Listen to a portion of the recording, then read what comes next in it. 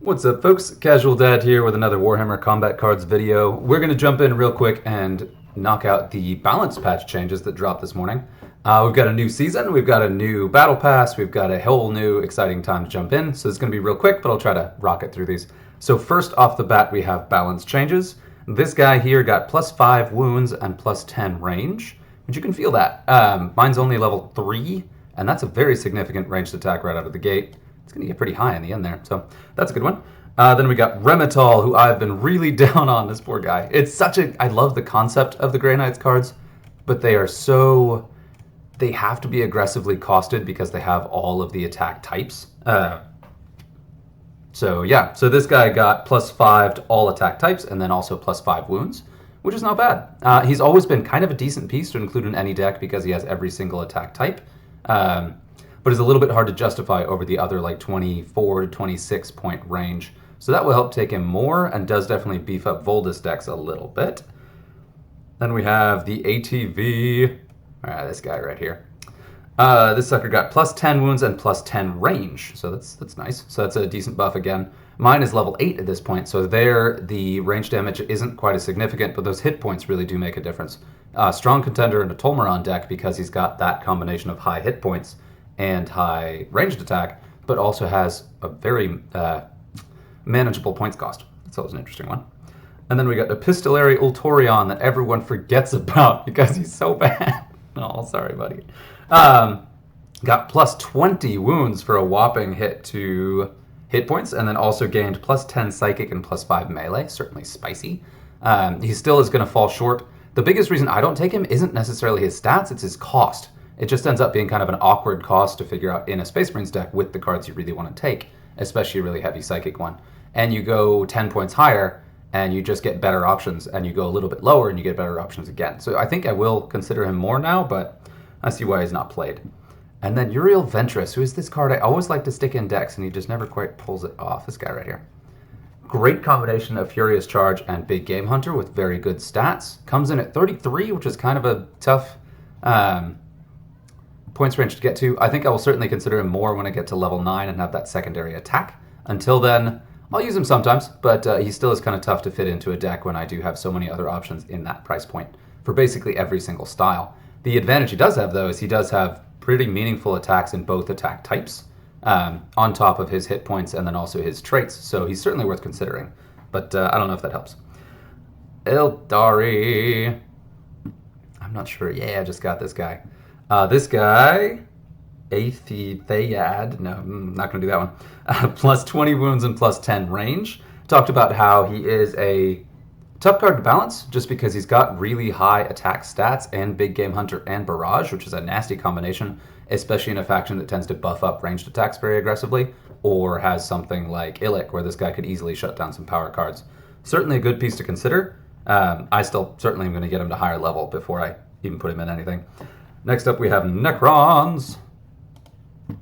Darkest Eclipse is the Big Game Hunter Croissant. This one right here.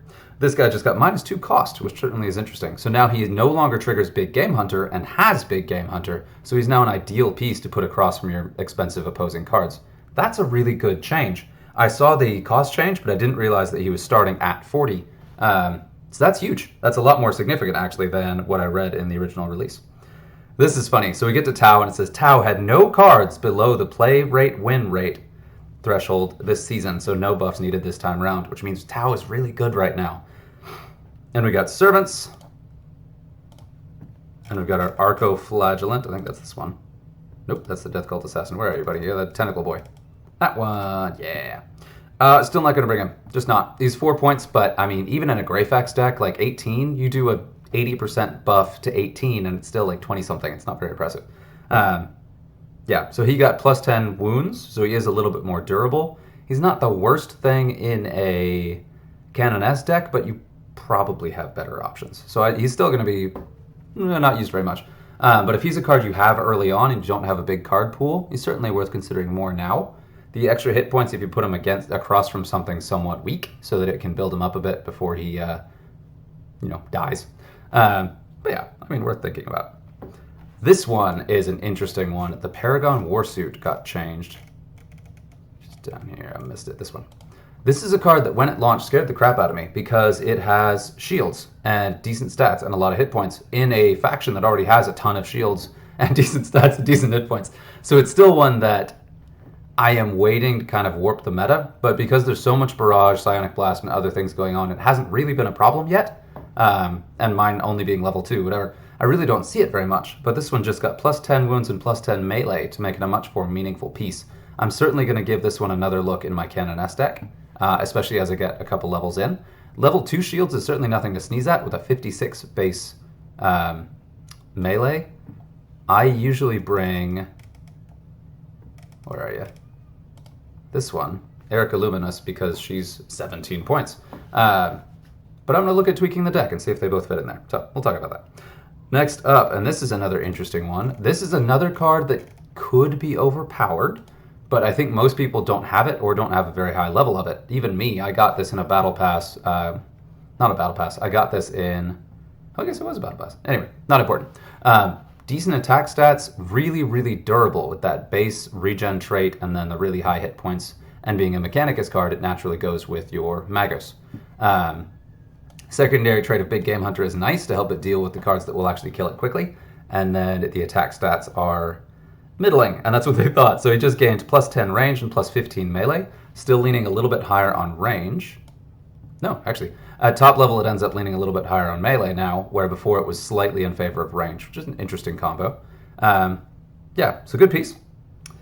I'm curious to see it perform once it gets leveled up a bit more. And then next up we have Chaos. This is a funny one. Silas. Designers fully acknowledge that he is meant to be a chaff meat shield as the cultist, but just in case they gave him plus 10 wounds to make him a slightly more meaningful meat shield anyway. I mean, it's really good for Chaos. Chaos has a lot of really good reasons to take endless cards, especially your Glogothrox decks, and having one that can soak a little damage before it dies is very helpful. So the extra ones are nice. Kuzawu, not going to do that either. Flamer of Tzeentch. Flamer of Tzeentch. Another newer card. This guy just got plus 10 range, which is very nice. At that 15-point price point, this one also was a really strong piece to consider anyway. My assumption is he's not seeing a lot of play or not a high win rate because he's new and people don't have the high enough level of him, but maybe not. So yeah, that 63, I think that looks very nice at this range. I always want to do a Barrage Huron deck, and it just has never worked out because my Barrage card's a little bit behind the level and power curve. I may try again. Maybe. Then we've got Clinker Fiend, one that I've mentioned before as one that always surprises me. It's got that Berserk, and a high-level Berserk. It builds it up real quick and has a good hit points. Good hit points for the cost. This is already a solid piece that I've gotten a lot of play out of, especially in those max level campaigns. This is one that can be surprisingly effective. But he just got plus 5 wounds, plus 3 ranged, and plus 3 base melee, which is awesome. So yeah, he's even better now.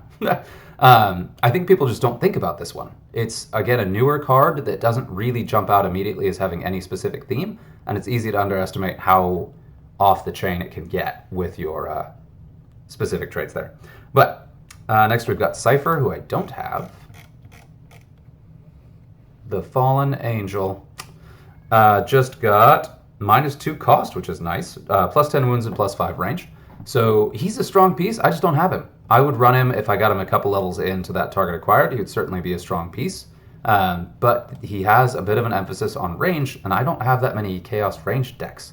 So that's the biggest reason I don't consider him, especially since there are 2 very strong target acquired cards at sub 30 points. So you got 22 and 15 that are both melee-centric target acquired cards. So I just don't play him.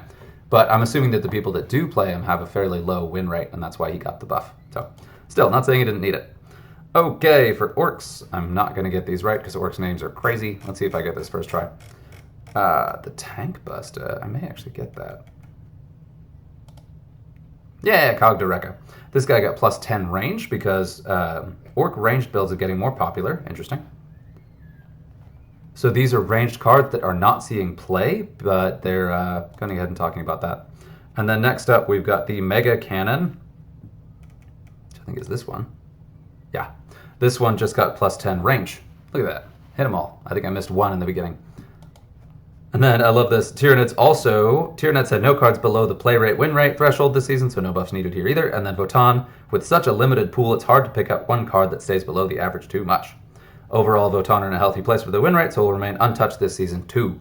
Still waiting for that Votann clan dedication, and I would absolutely love to see a Votann Battle Pass, but I don't know that we're going to get it, at least not for a while. So let's jump into the Battle Pass here. The new Battle Pass is Salamanders. You get your Epic Salamander here, a Salamander there. Salamanders are my personal favorite Space Marine chapter, so I love to see it. And I love kind of this stuff here. We got the cosmetics in the bottom, and there was a really cool one at the end. Whoa, wait a minute. There's a super heavy in there. Okay, all right. I did not realize that. So there it is. The Ultramarines Land Raider is snuck into the Salamanders Battle Pass. And then, of course, you get the sweet Salamanders card back. That's really spectacular. And then you get several copies of that. So you get at least level 2 of that thing. Oh, I like that hero portrait. That's nice. 75 copies of this dude. Whoa! And this one being a new one is one I think is going to potentially make a splash for the nice combination of traits. Yeah, interesting. Then we're taking a look here. I do really like the emphasis. Wow, okay, hang on. That's almost level 4. And then, of course, I really like the banner itself. Yeah, and this guy being really heavily emphasized. This is a really, really strong Space Marines card that in most higher-level Space Marine decks, you do see him feature. So it's really cool to see him in the Battle Pass and a lot of copies of him. This would give me a level, at least one level up to 8, and potentially almost get me to 9. So that's very tempting. Yeah. Last piece. This is running a little bit long, so I did want to go ahead and highlight this because I feel like I'm being trolled. I just recorded all these videos and said that I'm going to go ahead and ladder with Votann this coming season.